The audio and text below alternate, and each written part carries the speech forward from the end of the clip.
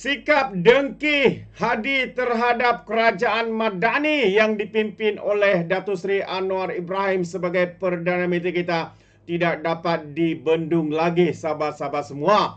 Ya, dalam tirai penutupan tahun 2024, beliau membuat pelbagai dakwaan yang memalukan, sahabat semua. Ya, adakah dia ini tidak berpuas hati sebab bukan lagi menjawat jawatan sebagai duta khas dan sebagainya? Mungkinkah itu? Itu satu persoalan yang menarik.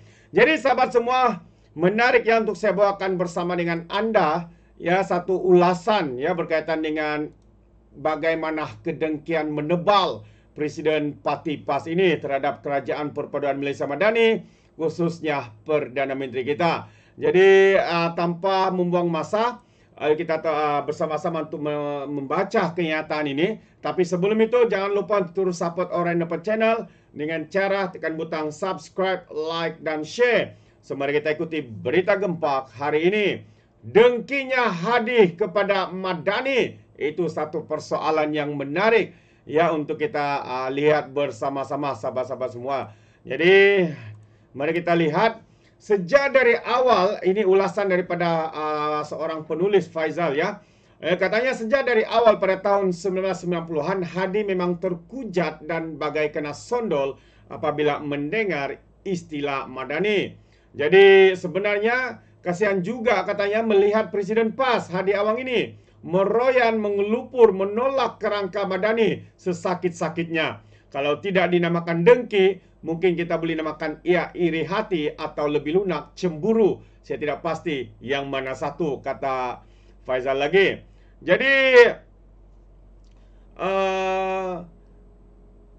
katanya lagi mungkin kerana Hadi tiada keupayaan untuk menerbitkan kerangka-kerangka sedemikian rupa, maka kegeraman itu meluap-luap, melubuh-lubuh bagaikan lava gunung berapi, katanya. Istilah Madani pertama kali diperkenalkan oleh Anwar Ibrahim ketika beliau membincangkan tentang masyarakat Madani semasa Festival Istiqlal, sebuah acara budaya Islam yang diadakan di Jakarta, Indonesia pada tahun 26 September 1995.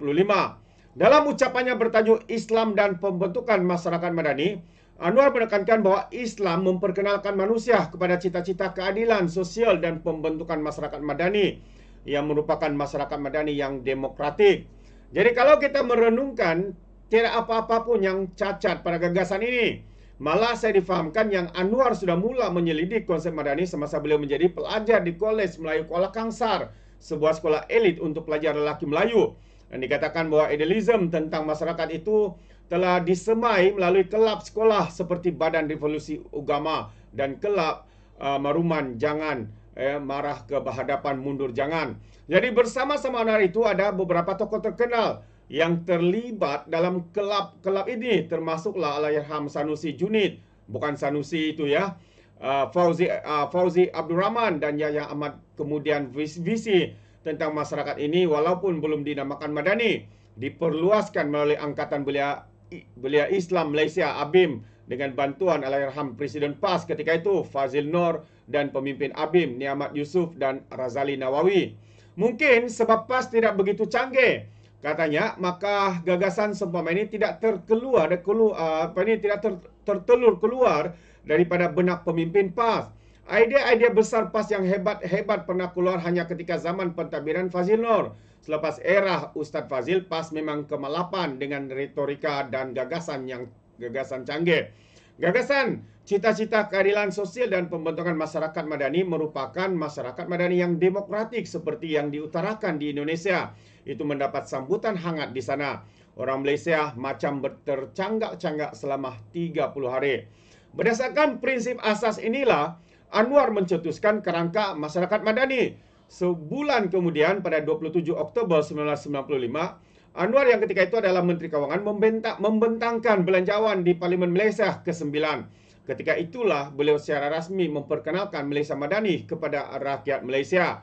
Pada mulanya konsep ini sukar difahami, terutamanya kerana gaya bahasa Melayu Anwar yang cenderung berfalsafah. Namun secara asasnya, Anwar menyatakan bahawa usaha Malaysia untuk mencapai pertumbuhan dan pembangunan ekonomi perlu mencapai keseimbangan antara matlamat material di satu pihak dan martabat manusia, kebebasan serta kebajikan di pihak lain. Matlamat keseluruhannya adalah untuk membentuk sebuah masyarakat madani yang sejati yang akan mendapat penghormatan dunia. Dalam ucapan Anwar tatkala dia menyatakan, demikian falsafah pembangunan negara. Ia bukan berasaskan kebenaran atau madiyah semata-mata, tetapi aspek kebenaran ini sekalipun tidak kita pandang enteng, karena kalau negara muflis, rakyat mashhul dan melarat, hutang keliling pinggang, pengurusan ekonomi cacat merbah, cita-cita menjadi hayalan.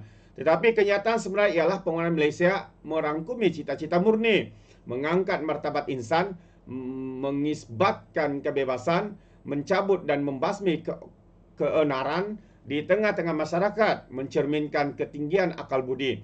Inilah yang kita maksudkan dengan pembinaan masyarakat madani. Watak inilah yang memungkinkan Malaysia menjadi suara dihamir, hati nurani masyarakat terpinggir dan masyarakat tertindas di dunia. Waktu Anwar Ibrahim menerbitkan Madani di Dewan Rakyat, memang PAS nampak keluh dan bungkam. Dalam banyak keadaan, PAS tercari-cari jalan menyangga idea ini yang dengan cepat memukau ramai. Walaupun asasnya bersandarkan Islam, PAS pada masa itu dengan tegas menentang kerangka ini. Demikian susah payah untuk mencari jalan menolak Madani. Hadi menyeragamkan hujah PAS bahawa Barisan Nasional gagal melaksanakan ekonomi Islam dan masih mengamalkan riba, iaitu membuat keuntungan melalui perdagangan dan perniagaan secara tidak adil dan menindas. Hadi bahkan menyatakan bahawa Madani adalah satu kegagalan kerana ia menggunakan acuan barat. Harus diingat, ketika Anwar menjagukan Madani 1.0 ini, beliau berada dalam pentadbiran Mahathir Mohamad, penasihat ekonomi negeri-negeri BAS dan Bersatu. Hari ini gerakan tidak disebut kerana tidak disignifikan. Hadi menyangga Madani tanpa hujah tuntas di Parlimen. Bunyinya begini, inilah masyarakat madani yang dibentuk melalui sistem ekonomi yang menghapuskan segala bentuk penindasan. Kita perlu menyadari betapa penjajah ekonomi melalui riba bukan sahaja menjadi penyakit di peringkat nasional, bahkan menjadi penyakit di peringkat internasional yang dilakukan oleh negara-negara kaya, negara-negara maju terhadap negeri-negeri miskin, katanya. Memang agak pelik, Hadi menolak mentah konsep madani ini. Padahal ia satu gagasan sahaja dan belum pun diaplikasikan. Ia baru diperkenalkan. Jadi kalau manusia itu waras dan suka benda yang baik, tentu pertamanya ia menyambut dengan sihat terlebih dahulu. Dan jika buruk barulah kelak dikritik pelaksanaannya. Tetapi katanya lagi, Hadi yang memang entah kenapa rasa terlalu tersaingi dan terpukau dengan Anwar mencari jalan untuk menyangkal bermati-matian. Hadi juga menyatakan bahawa fikrah madani adalah berasaskan materialism, iaitu fikrah Madiyah, tidak sejajar dengan syariah, korup dan berdosa. Fikrah Madiyah menyebabkan diputuskan hubungan ekonomi dengan Islam, timbulnya rasa bongkak sehingga tidak merasa ianya bergantung dengan perkara rezeki. Seterusnya boleh menyebabkan manusia ekonomi melakukan apa saja tanpa batasan syariah, tanpa batas-batas syariah. Saya mencari harta secara melakukan dosa besar seperti riba, merasuah pihak yang berkenaan, menipu dan lain-lain, melahirkan rasa bakil, masih lagi bahasa bakil untuk untuk mengeluarkan zakat sabilillah, sedekah dan lain-lain. Bahkan sumbangan itu kalau dilakukan masih lagi mempunyai tujuan madiyah yang dijangka memberi pulangan kebenaran daripada iklan secara budi pekerti yang dilakukan kepada masyarakat melalui akhbar dan lain-lain. Hujah dan poin di atas nampaknya tidak pernah bergerak dari zaman dulu sampai dewasa ini.